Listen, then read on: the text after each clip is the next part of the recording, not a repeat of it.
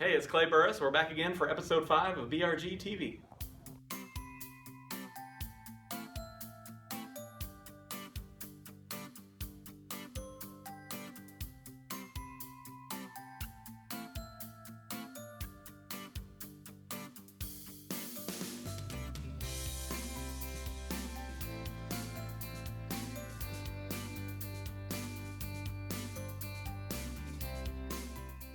The last few weeks, we've talked a lot about the historic low levels of inventory in the marketplace. And despite being able to sell your house for some of the highest prices in the last handful of years, many people are holding off on listing their homes because they're scared that they won't be able to find something to purchase once they do. So we're here today with our friends at Fairway Mortgage to talk about some mortgage tips and tricks that may actually allow you to qualify for both houses at the same time for a short period. That way we can hold off on listing your current house until you do find that dream home that you would like to purchase, and then we can get your house on the market and get it sold. Joining me today is Eric McMillan, Area Manager of Fairway Mortgage. Thanks for joining us, Eric. Thanks for having me.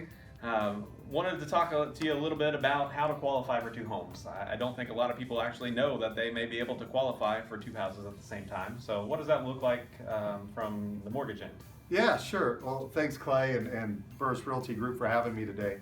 Yeah, there are a lot of misconceptions out there. So the first thing you want to make sure you always do is you meet with a mortgage professional to discuss what options you may have available to you. You do not have to have 20% to put down on a home. So there are some options to have two homes and qualify for those two homes, okay?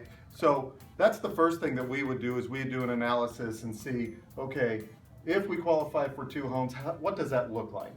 And what that entails is that we would take the principal and interest, taxes and insurance, and mortgage insurance payment, if those are included, on both homes.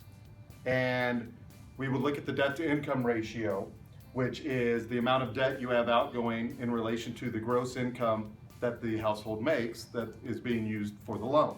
So those are long-term debts. Yeah. Those are long-term debts, you know, the 30-year fixed type loans are going to have student loans, any installment debt, vehicles, credit cards, things of that sort. Yeah. So we're going to take a look at all the debts, the two homes, in relation to the income, and typically most times 45% on conventional loans. Sometimes you can go a little bit higher as the max. But 45% on conventional FHA, you can go higher at times. So that's the first thing that we would do. So 45% of your total household income, that's essentially. Correct, for anybody who's on the loan. Mm-hmm. Yes. Okay. Yes, we count anybody who's on the loan, their debt and their income. Okay, that makes sense. Okay. Another thing that we could do, that an individual could do, I should say, is there are times when you might want to rent out the property. Okay, the guidelines have softened it a little bit, and you do not have to have a 2-year history of renting out the home in order to be able to use potential rental income. So now, for the most part, what you're looking at is a signed lease agreement for at least 12 months and a security deposit. Okay. Okay, and on most programs, we're going to be able to use 75% of that rental income. So if you're renting the property for $1,000 a month, 75% of that is $750 a month that can go towards income for qualifying. Oh, that's a great option. Okay.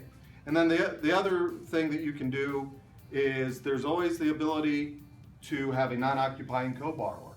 Okay, so if you have a family member who is willing to co-sign on the loan for you, we count their debt, their income, they're part of the process. Okay. They're part of the qualifying process. So those are three quick ways that you can qualify for possibly holding two homes instead of needing to sell that home in order to move. Okay, sounds great.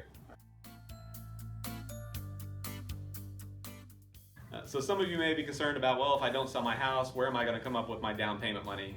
Because I was planning on using the proceeds from that sale to go towards the purchase of a new home. Eric, do you have some options that may be available to people Sure. to do that? Yeah, absolutely. I'll give you three real quick. Okay. The first thing, you can borrow from your 401k. Okay. All right, so if you have the sufficient funds, you can borrow from that. We do have to count the payback, the monthly payback as part of the debt to income ratio, but that's one. Okay. Second thing, most programs allow you to get a gift from a family member. Okay. Okay, so a gift letter has to be executed. We have to be able to document that the family member has sufficient funds, so on and so forth. And then the third thing would be possibly like a bridge loan or a HELOC. For a home equity line of credit, that's what HELOC stands for. Most investors won't want the house to be listed. Okay, so that's something that you might have to talk about.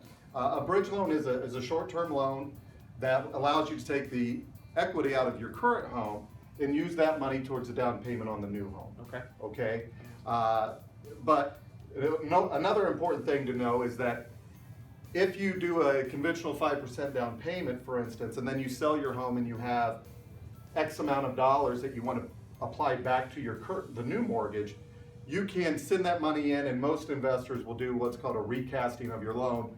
They'll reset your loan based on the new amount you owe and do the term from there. Oh, that's great information. I know it's a lot of information that we ran through today. If you have questions, feel free to give Eric a call. He'd be happy to answer them and walk you through any of those scenarios that he discussed. Well, that wraps up episode 5. Thanks for joining us again this week. A special thanks to Eric McMillan for taking the time to explain some of those loan programs to us.